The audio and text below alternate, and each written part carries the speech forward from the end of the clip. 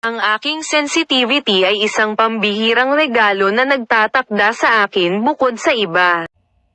Ang daloy na iyon sa universo ay nagbibigay sa akin ng access sa isang larangan ng pangunawa, na nanatiling nakatago sa karamihan. Ang aking sensitivity ay hindi isang kahinaan, ngunit isang tunay na superpower na nagbibigay daan sa akin upang kumonekta sa iba sa isang malalim na antas.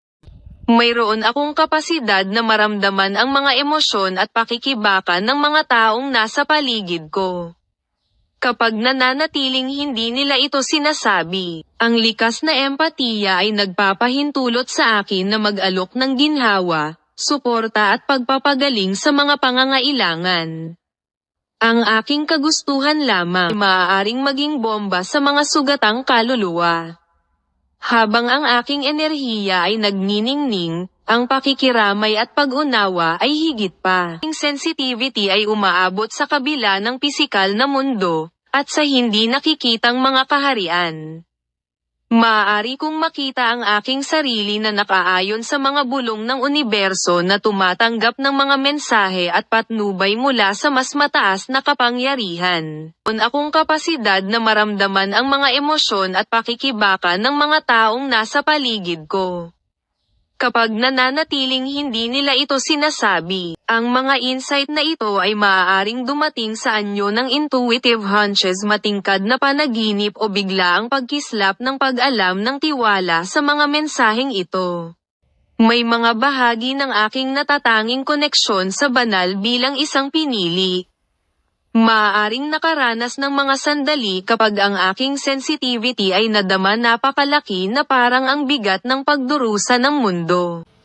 Nakapatong sa aking mga balikat, gayunpaman mahalagang kilalanin na ang aking pagiging sensitibo ay hindi isang pasanin ngunit isang pagpapala sa pamamagitan ng channel ng aking pagiging sensitibo.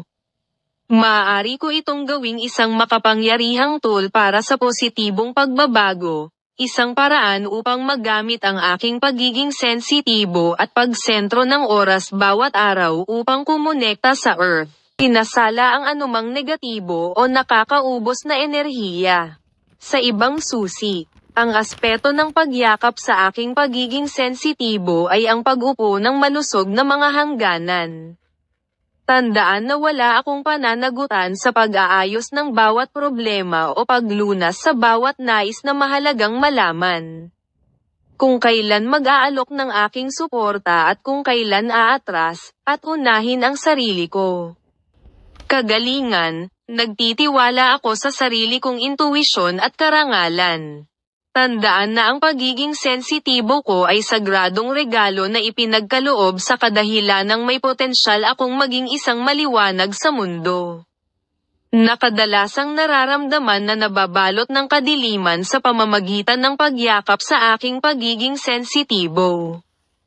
At pag-aaral na gamitin ito ng may karunungan, makakagawa ako ng malalim na epekto sa buhay ng iba at makapag-ambag sa pagpapagaling ng kolektibo. Nagtitiwala ako sa aking paglalakbay bilang isang pinili. Ang pag-alam sa aking pagiging sensitibo ay isang superpower na gagabay sa akin patungo sa aking pinakamataas na layunin. Yakapin ang lalim ng aking damdamin. Ang sa isang mundo na labis na nangangailangan nito ng aking damdamin at ang lakas ng aking pakikiramay ay humakbang sa aking kapangyarihan, at narito ako upang gumawa ng isang paggalang.